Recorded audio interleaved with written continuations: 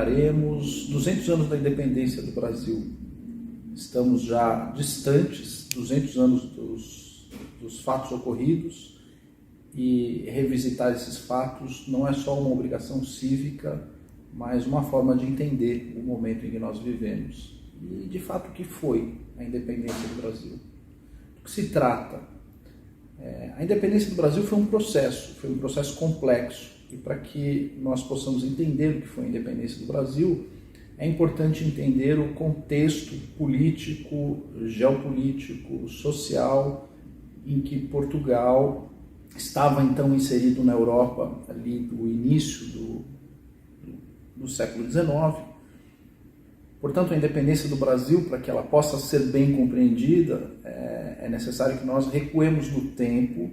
até o ano de 1803, 1804, mais ou menos, no início, na transferência do poder de Dona Maria I para a regência de Dom João VI, e do conflito que existia entre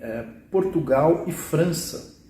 já quando Napoleão está com os seus planos bastante avançados de unificação da Europa. Talvez ali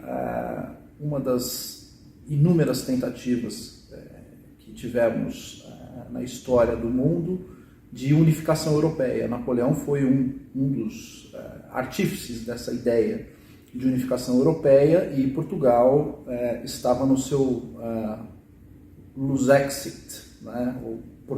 Portugexit, não gostaria de se integrar aquele projeto bonapartista.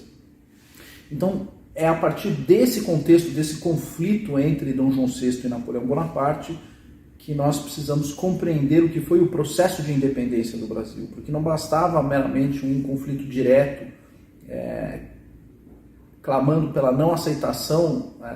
de Portugal em relação à proposta de integração, que não era uma proposta, era uma imposição de integração europeia.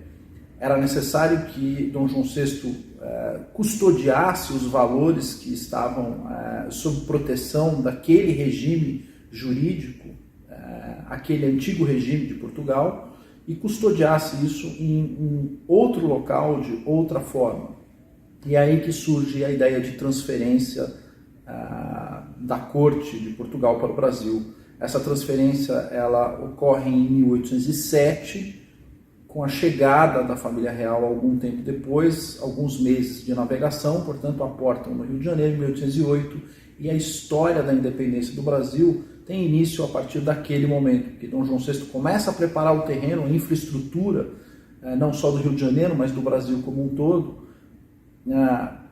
para que o Brasil pudesse ser um país que conseguisse custodiar aqueles valores que estavam sendo atacados pelo bonapartismo na Europa. Portanto, manter aqueles valores livres e manter aquela estrutura de Estado e aquela estrutura política livre de interferências carbonárias, como o próprio Dom João VI se referia àquela situação com Napoleão Bonaparte, fazia parte de um projeto muito mais amplo. E esse projeto amplo, ao longo de mais de uma década, né, acabou culminando em 1822 na declaração do Ipiranga, chamado também Grito do Ipiranga, em que Dom Pedro se desvincula ou desvincula o Brasil totalmente dos laços que existiam em relação à Europa, que naquele momento específico, e isso era importante lembrar, se em um primeiro momento Dom João VI tem o total sucesso de enfrentar o bonapartismo assistindo à derrota do próprio Napoleão Bonaparte, o bonapartismo retorna para Portugal por intermédio da Revolução do Porto. Isso faz com que Dom João VI tenha que retornar a Portugal, e logo a quebra de vínculos entre Brasil e Portugal é uma quebra de vínculos do antigo regime, das tradições do antigo regime, em face do bonapartismo, e de um bonapartismo muito específico, que é o bonapartismo lusitano, aquele bonapartismo específico da Revolução Vintista, da Revolução do Porto de 1820, e a partir daquele momento todo o projeto de isolamento desse antigo regime em face dessas ameaças comece de novo a se tornar um projeto vulnerável diante dessas ameaças. E isso é legado de Dom João VI para Dom Pedro I, que culmina no 7 de setembro de 1822 e já emenda em seu projeto a Constituição em 1824. Então temos aí a independência como um processo político complexo, uma história política admirável, com personagens absolutamente admiráveis, interessantes, Dom João VI, Dona Leopoldina, Dom Pedro I, Frei Arrábida, Frei Sampaio, em locais bastante interessantes, Minas Gerais, São Paulo, Rio de Janeiro, Pernambuco, com cenários maravilhosos no Brasil. E a nossa história da independência é uma história maravilhosa, muito mal contada ultimamente, e que precisa de fato ser estudada com mais carinho, com mais atenção, à luz de valores, à luz de virtudes que nos foram legadas por esse processo de independência. Criou-se um vício no Brasil de olhar para a independência como se fosse fruto de um processo de pessoas de poucas virtudes e um excesso de vícios,